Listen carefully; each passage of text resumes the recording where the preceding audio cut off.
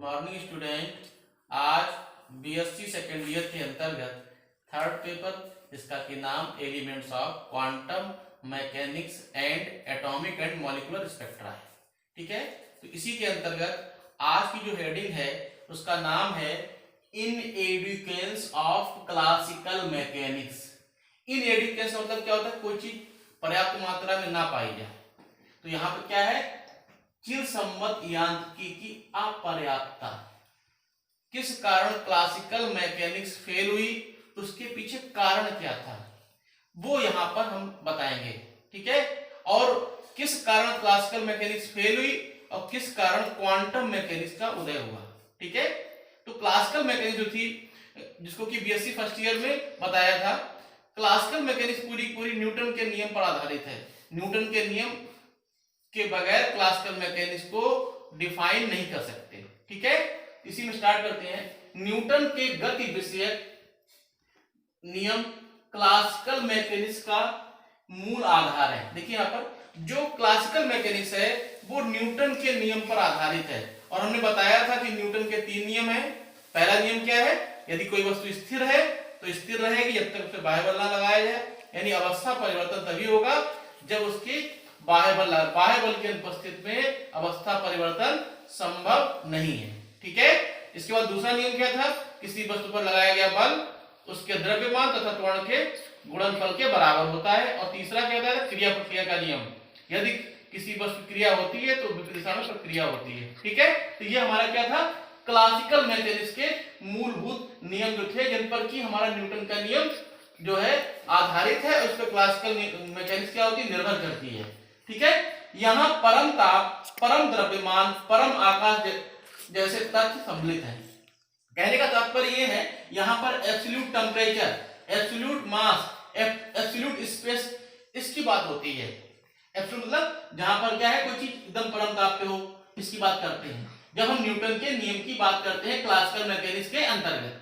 ठीक है, खगोलीय पिंडों जैसे ग्रह, तारे आदि स्थूल पिंडों के साथ सूक्ष्म पिंडों की गति का स्पष्टीकरण क्लासिकल मैकेनिक्स द्वारा संभव है। देखिए यहाँ पर जो खगोल क्या एस्ट्रॉइड है, खगोल पिंड जैसे हमारे पिंड है, ग्रह है, तारे हैं, ये इन सब की जो गणना है, ये क्या है? बड़े पिंडों के साथ उनकी गणना जो है वो क्लासिकल मैकेनिक्स की सहायता से की जाती है। अगर डायरेक्ट तारों की बात की, ग्रह की बात की है, तो क्या हो जाएगा? उस समय क्लासिकल मैकेनिक्स इसको बताने में समर्थ नहीं होगा। ठीक है, दूसरी बात एक और आती है, क्लासिकल मैकेनिक्स उस समय लागू होती है जब किसी कण का वेग प्रकाश के वेग से बहुत कम होता है। अगर उस कण का वेग प्रकाश के वेग के बराबर होगा, उस समय भी क्लासिकल मैकेनिक्स लागू नहीं होती है। अब क्या कारण थे कि क्लासिकल मैकेनिक्स फेल हुई? इसके पीछे कारण क्या थे? देखिए, निम्नलिखित कारणों से क्लासिकल मैकेनिक्स के स्थान पर क्वांटम मैकेनिक्स का उदय हुआ। कौन कौन से कारण थे कि क्लासिकल मैकेनिक्स जो है वो व्याख्या नहीं कर पाई और उस समय क्या हुआ? क्वांटम मैकेनिक्स का उदय हुआ।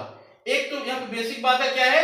कण का वेग प्रकाश के वेग से बराबर होगा लगभग, उस समय क्वांटम मैकेनिक्स लागू होगी। और जब कण का वेग प्रकाश के वेग से बहुत कम होगा, उस समय क्या हो जाएगा? उस समय क्लासिकल मैकेनिक्स लागू होती है। ठीक है, इसमें पहला पॉइंट क्या है?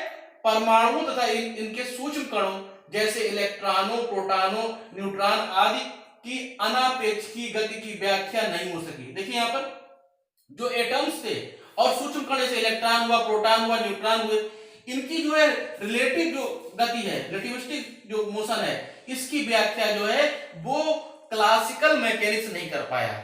ये किसी की सहायता से सकता था, डायरेक्ट अगर व्याख्या करनी हुई सूक्ष्म कणों की, इलेक्ट्रॉन, प्रोटॉन, न्यूट्रॉन, कितना इन पे आवेश होता है, कितना चार्ज होता है, इसके बारे में बताने में क्लासिकल मैकेनिक्स फेल हो गई। ठीक है, ये पहला पॉइंट है। दूसरा पॉइंट क्या है? इसके कृष्णिका किरणों के स्पेक्ट्रम, गैसों और ठोसों के विशिष्ट ऊष्मा का परिवर्तन। देखिए यहाँ पर जो परफेक्टली ब्लैक बॉडी में स्पेक्ट्रम बनते हैं, उन स्पेक्ट्रम को क्लासिकल मैकेनिक्स नहीं बता पाया।